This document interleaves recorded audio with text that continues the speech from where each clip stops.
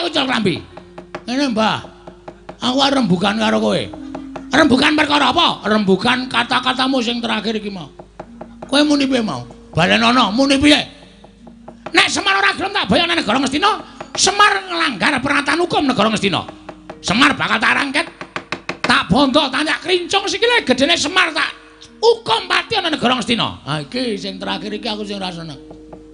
Aku sing ora pati seneng saiki aku tak takon, Karang Kadempel iki kebawa ke perintah negara ngendi?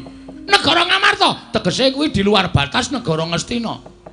Wong sing urip di luar batas negara Ngastina kok entuk hukum pernatan negara Ngastina kuwi aku tak takon. Kuwi pasal pira, Dur?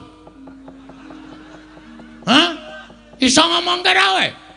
Neng kene aja main ngrembug hukum. Ha iki SH. Waduh. Ya, Pak ya. Iki sarjana hukum nyepelekke. Kok gawanane sempritan? Hakim garis hakim. Oh. Meng bal-balan. Data sekolah hukum garang. Nek kowe ngrembug perkara hukum ning ngarepe anak-anak Semar, kewirangan kowe, Mbah. Ora sepangkean kowe. Sampeyan ngomong sampe naik dhewe niku nganggo nglirik ngiwonengen, nonton ngarep mburi. Suasanane piye? Kowe iki nang ngendi? Mburimu wis apa sing lenggah? Ndara Wisanggeni, Ndara Antasena, Ndara Gatotkaca, Ndara Antarja, Ndara Abimanyu. Kuwi nek muni tak dawuhi, aku nyekel sempritan prik. Bres remuk sampean. Loh, iki putu-putuku. Antasena ki putu anake Werkudara, Garkaca anake Werkudara, Antarja anake Werkudara. Werkudara ki muridku, Abimanyu ki anake Janaka. Wisanggeni anake Janaka. Kuwi murid-muridku kabeh. Tegese iki putu-putuku kabeh. Ngene, Mbah.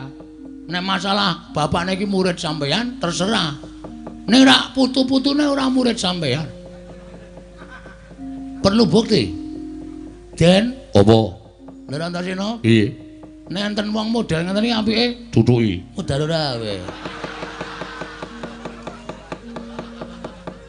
Antasena? Piye, Mbah? Kok omonganmu kaya ngono to, Nger? Aku ming manut karo pernatan Karang Kadempel. Lan aku sowan mrene iki wis masrahke awakku karo kakekne Semar. Nek kakekne Semar paring gawe apa-apa karo aku nyendikani. Lho, kowe ora manut karo Semar? Bagong ki anake Semar. Apa sing didhawuhke Bagong aku nyendikani. Upama kowe iki didhawuhi kon nutuki aku ya gelem wong aku mbahmu. Ora gelem sebab apa? Modar kowe. Ora menang nang kene Dur kowe.